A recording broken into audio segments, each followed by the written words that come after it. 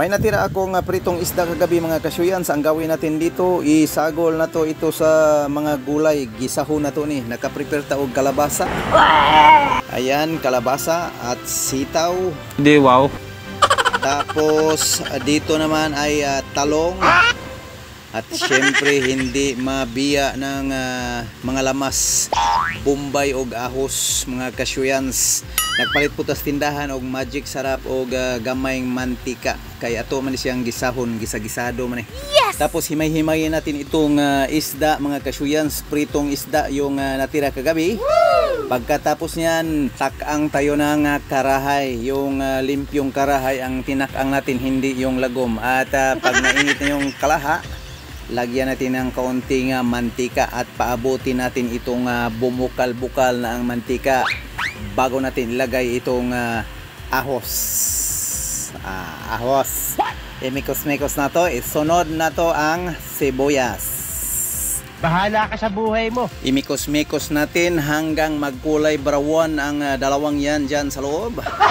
At maya-maya naman ay patuloy tayong magmikos-mikos at yan, nagkulay brown na. Ilagay natin yung kinurit-kurit at ginutay-gutay nating pritong isda. Ayan, imikos-mikos natin sila mga kasyuyans.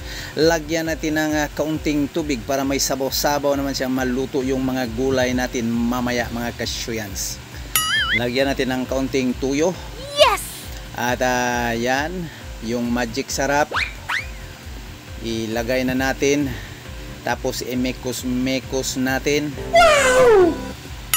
Pagkatapos niyan, ilagay natin una ang sitaw. Ayan, katag-katagin natin at bukod dyan, isunod natin ang kalabasa. Ayan. Pagkatapos ng kalabasa, isunod natin itong talong. Ayan mga kasyuyans, sa ating katag-katagin at takipan saglit. Bahala ka sa buhay mo. Tinimplahan at ayan, luto na mga kasyuyans. Prepare na tayo at ito na ang time na tayo ay hahamal. Ayan. Ilagay natin dyan sa plato at use your right hand and follow after me. Yan yung tirading natin dito. Yes! At yan, habang tayo'y patuloy sa pagduduom at paghahamal mga kasyuyan, same as usual, ako pa rin yung tinamaan ng aking camera kasi walang gana ang mga katabi ko dito magpakuha ng mga video.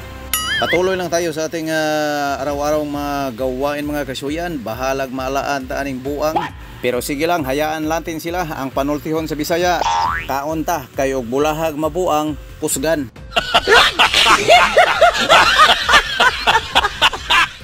At patuloy lang tayo sa ating pagduduom at pagbabaang mga kasyuyan. Sa yan, burot ang simod. Murag na paakag putyukan. Pero hindi bala yan mga kasyuyan. Napakasarap ng ating ulam ngayon. Basta gulay yan. Napakasarap talaga ang preskong gulay mga kasyuyans. At makita ninyo mga kasyuyans, yan, gilampurnas na ang plato mga kasyuyans.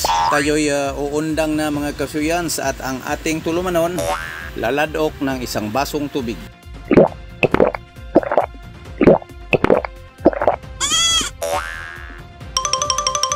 Busog na busog.